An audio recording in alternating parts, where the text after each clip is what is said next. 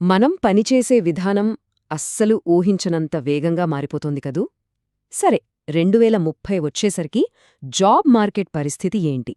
మన కెరియర్ని ఈ మార్పులకు తగ్గట్టుగా అంటే ఫ్యూచర్ ప్రూఫ్ చేసుకోవడం ఎలా? ఇలాంటి చాలా ప్రశ్నలు మనందరిలో ఉంటాయి. ఈ ప్రశ్నలన్నింటికీ సమాధానాలు వెతుకుదాం. రాబోయే అవకాశాలేంటో అర్థం చేసుకోవడానికి ఇదొక క్లియర్ గైడ్ అనుకోవచ్చు. ఓకే, ముందుగా ఈ నెంబర్ని చూడండి. 78 మిలియన్లు. ఇంతకీ ఏంటిది? వరల్డ్ ఎకనామిక్ ఫోరం ఏం చెప్తోందంటే 2030 నాటికి ప్రపంచవ్యాప్తంగా కొత్తగా రాబోయే ఉద్యోగాల సంఖ్య అట ఇది. అంటే నెట్ గెయిన్ అన్నమాట. నిజంగా చాలా పెద్ద నెంబర్ కదా ఇది. అంటే ఫ్యూచర్పై ఒకవైపు ఆశ ఉన్నా మరోవైపు ఇది మన ముందు ఒక పెద్ద ఛాలెంజ్ను కూడా పెడుతోంది. అయితే ఆగండే, ఈ 78 మిలియన్ల వెనక ఉన్న అసలు కథ ఇంకా ఇంట్రెస్టింగ్గా ఉంటుంది. ఇది అంత సింపుల్ కాదు. ఈ మార్పుకు రెండు వైపులున్నాయి. ఒకవైపు 2030 నాటికి దాదాపుగా 170 మిలియన్ల కొత్త జాబ్స్ క్రియేట్ అవుతాయి. కానీ అదే టైంలో 92 మిలియన్ల పాత ఉద్యోగాలు కనుమరుగైపోతాయి. అంటే ఇది జస్ట్ కొత్త జాబ్స్ రావడం కాదు, మనం పనిచేసే విధానమే, అసలా పని స్వరూపమే పూర్తిగా మారిపోబోతోందన్నమాట. సరే, ఈ మార్పును స్టెప్ బై స్టెప్ అర్థం చేసుకుందాం. ఇందులో మనం 5 ముఖ్యమైన విషయాలు చూడబోతున్నాం. ఫస్ట్, ఈ ప్రపంచం ఎంత వేగంగా కదులుతోంది. నెక్స్ట్, ఈ మార్పుకు అసలు కారణాలేంటి. మూడోది, ఫ్యూచర్లో డిమాండుండే కెరీర్స్ ఏవి. నాలుగోది, మరి మనకు కావాల్సిన స్కిల్స్ ఏంటి. ఫైనల్గా, ఇప్పటినుంచే మనం ఏం చెయ్యాలి. Let's start. సో మన first point, a world in motion, అంటే కదులుతున్న ప్రపంచం. ఇక్కడ మనం ఎదుర్కొంటున్న మార్పు ఎంత పెద్దదో, ఎంత వేగంగా ఉందో చూద్దాం. నిజం చెప్పాలంటే ఇది మనం ఇంతకుముందు ఎప్పుడూ చూడని మార్పు. ఈ ఒక్క స్టాటిస్టిక్ వింటే కొంచెం షాకింగ్గా ఉంటుంది. 2030 నాటికి ఇప్పుడున్న కాలేజ్ గ్రాడ్యుయేట్స్ చేస్తున్న ఉద్యోగాల్లో ఏకంగా 85% ఉద్యోగాలు పూర్తిగా కొత్తవి ఉంటాయట. అంటే మనం మనల్ని, మన పిల్లల్ని, ఇంకా పుట్టని అసలు ఉనికిలోనే లేని ఉద్యోగాల కోసం తయారు చేస్తున్నామన్నమాట. ఊహించుకోవడానికే చాలా ఆశ్చర్యంగా ఉంది కదూ. మరి ఇంత పెద్ద మార్పు ఎందుకొస్తోంది? దీని వెనక ఉన్న శక్తిదేంటి? అదే మన రెండో topic, the engines of change. అంటే మన ప్రపంచాన్ని రీషేప్ చేస్తున్న ఫోర్సెస్ ఏంటో ఇప్పుడు చూద్దాం. ఈ మార్పు వెనుకున్నవి ముఖ్యంగా ఈ టెక్నాలజీలే. అవేంటంటే ఆర్టిఫిషియల్ ఇంటెలిజెన్స్ అంటే ఏఐ, ఇంకా ఆటోమేషన్, తర్వాత cloud and edge computing. Edge అంటే డేటాని ఎక్కడో దూరాన కాకుండా అక్కడికక్కడే వేగంగా ప్రాసెస్ చేయడం. ఇంకా ఇంటర్నెట్ ఆఫ్ థింగ్స్ అంటే ఐఓటీ. వీటితో పాటు మనం రిన్యూవబుల్ ఎనర్జీ వైపు వెళ్తున్నాం గదా, ఆ మార్పు. ఇంకా నిరంతరం డెవలప్ అవుతున్న డిజిటల్ ప్లాట్ఫామ్లు. ఇవన్నీ కేవలం ఉన్న ఉద్యోగాల్నే మార్చట్లేదు, ఏకంగా కొత్త ఇండస్ట్రీల్నే సృష్టిస్తున్నాయి. Okay, ఇప్పుడందరూ ఎదురుచూసే topic వచ్చేశాం. ఈ టెక్నాలజీలు సరే, మరి వీటి వల్ల ఎలాంటి కొత్త ఉద్యోగాలు రాబోతున్నాయి?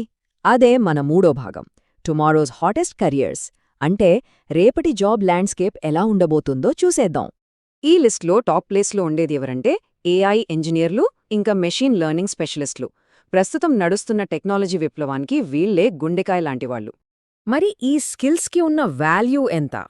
ఈ నంబర్ చూడండి, $1,37,000. ఇది ఏఐ ఇంజనీర్ల యావరేజ్ శాలరీ. దీన్ని బట్టి అర్థం చేసుకోవచ్చు మార్కెట్లో ఈ స్కిల్స్కి ఎంత డిమాండుందో. అసలు ఈ ఏఐ ఇంజనీర్లు ఏం చేస్తారు? సింపుల్గా చెప్పాలంటే వీళ్ళు మెషీన్లకు నేర్చుకోవడం ఎలాగో నేర్పిస్తారు. వాళ్ళు మెషీన్ లెర్నింగ్ మోడల్స్ క్రియేట్ చేస్తారు, చాలా కాంప్లెక్స్ అల్గారిథమ్స్ని ట్రైన్ చేస్తారు, రియల్ వరల్డ్ ప్రాబ్లమ్స్ని సాల్వ్ చేయడానికి ఏఐ సిస్టమ్స్ బిల్డ్ చేస్తారు. మనం రోజూ వాడే చాట్బాట్స్ నుంచి ఆటోనమస్ వెహికల్స్ అంటే సెల్ఫ్ డ్రైవింగ్ కార్ల వరకు అన్నింటి వెనుక వీళ్లే ఉంటారు. అంతా టెక్నాలజీ గురించే కాదు, గ్రీన్ ఎనర్జీ రంగంలో కూడా విపరీతమైన అవకాశాలున్నాయి. ఒక ఉదాహరణ ఏంటంటే విండ్ టర్బైన్స్ సర్వీస్ టెక్నీషియన్స్లు. ఇది పూర్తిగా డిఫరెంట్ ఫీల్డ్, కానీ అంతే ఇంపార్టెంట్, ఇంకా చాలా వేగంగా పెరుగుతోంది కూడా. ఉదాహరణకి అమెరికాలో ప్రస్తుతం ఫాస్టెస్ట్ గ్రోయింగ్ జాబ్ ఏదంటే ఇదే. 2034 నాటికి ఈ ఫీల్డ్లో ఏకంగా 50% గ్రోత్ ఉంటుందని అంచనా వేస్తున్నారు. దీన్ని బట్టి రిన్యూవబుల్ ఎనర్జీ సెక్టర్ ఎంత స్పీడ్గా ఎక్స్పాండ్ అవుతోందో మనకర్థమవుతోంది. ఈ మార్పులు కేవలం ఒక దేశానికో, ఒక ప్రాంతానికో పరిమితం కాదు. ఉదాహరణకు గల్ఫ్ దేశాలు అంటే జీసీసీ కంట్రీస్ ఇప్పుడు ఏఐ, ఫిన్టెక్, సస్టైనబిలిటీ ఈ 3 రంగాల్లో స్కిల్స్కి విపరీతమైన డిమాండ్ని క్రియేట్ చేస్తున్నాయి. దీనివల్ల వరల్డ్ టాలెంట్కి అదొక కొత్త హబ్గా మారుతోంది. ఓకే, జాబ్స్ మారుతున్నాయని అర్థమైంది. మరి మనమేం చేయాలి? ఏ స్కిల్స్ నేర్చుకోవాలి? అదే మన 4వ point, your future proof skill set. అంటే భవిష్యత్తు కోసం మనల్ని మనం ఎలా రెడీ చేసుకోవాలో ఇక్కడ చూద్దాం. ఇది చాలా అంటే చాలా important point. World economic forum ఏం చెప్తోందంటే 2025 నాటికే, అంటే ఇంకో ఏడాదిలోనే ప్రపంచంలోని 40% పైగా ఉద్యోగాలకు అడ్వాన్స్డ్ డిజిటల్ ఇంకా కాగ్నిటివ్ స్కిల్స్ అవసరమవుతాయట. దీని అర్థమేంటంటే డిజిటల్ లిటరసీ అనేది ఇప్పుడొక ఆప్షన్ కాదు, అది కంపల్సరీ. ఫ్యూచర్లో మనకు ముఖ్యంగా 2 రకాల స్కిల్స్ కావాలి. ఒకటి హ్యూమన్ సెంట్రిక్ స్కిల్స్, అంటే మనుషులకు మాత్రమే ఉండేవి, ఎమోషనల్ ఇంటెలిజెన్స్, క్రియేటివిటీ, కమ్యూనికేషన్ లాంటివి. రెండోది టెక్నికల్ స్కిల్స్, అంటే data analysis, AI, cyber security లాంటివి. ఒక విషయం గుర్తుంచుకోండి, ఆటోమేషన్ ఎంత పెరిగినా మెషీన్స్ చెయ్యనేని ఈ హ్యూమన్ స్కిల్స్కే ఫ్యూచర్లో ఎక్కువ విలువ ఉంటుంది. ఈ కోట్ కూడా అదే చెప్తోంది. ఇప్పుడు ఫోకస్ అంతా కేవలం కోడింగ్ చేయడం మీద నుంచి మెషీన్లతో కలిసి కొత్తవి క్రియేట్ చేయడం వైపు మారుతోంది.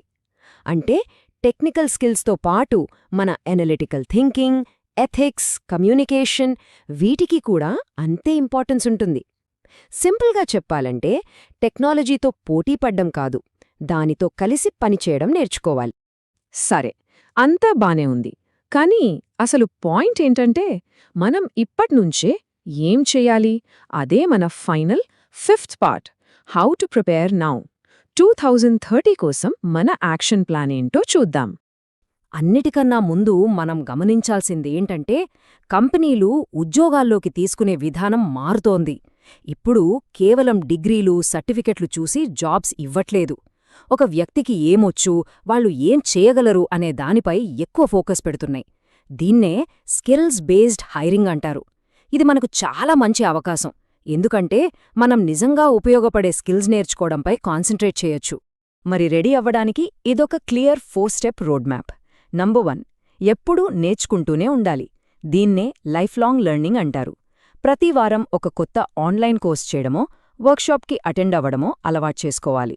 Number 2, skill development. అంటే ఇటు టెక్నికల్ స్కిల్స్, అటు హ్యూమన్ స్కిల్స్ రెండిటి మీద ఫోకస్ పెట్టాలి. ఉదాహరణకు, ఒకవైపు పైథాన్ నేర్చుకుంటూనే మరోవైపు టీమ్ మేనేజ్మెంట్ మీద కూడా దృష్టి పెట్టాలి. నంబర్ 3, మీ నెట్వర్క్ను పెంచుకోవాలి. లింక్డ్ఇన్ లాంటి ప్లాట్ఫామ్స్లో మీ ఫీల్డ్లో ఉన్న ఎక్స్పర్ట్స్తో కనెక్ట్ అవ్వండి. నంబర్ 4, ఇది చాలా ముఖ్యం, మార్పును యాక్సెప్ట్ చేయాలి. కొత్త ఏఐ టూల్స్ వస్తే భయపడకుండా అవి మన పనిని ఎలా ఈజీ చేస్తాయో తెలుసుకోవాలి. ఒక్క విషయం గుర్తుపెట్టుకోండి, భవిష్యత్ అనేది నేర్చుకునేవాళ్లదే. మరి ఈ ప్రయాణంలో మొదటగా ఏ స్కిల్ నేర్చుకోవాలి అనుకుంటున్నారు? ఈ ప్రశ్నతో ఈ ఎనాలిసిస్ను ముగిద్దాం. ఆలోచించండి.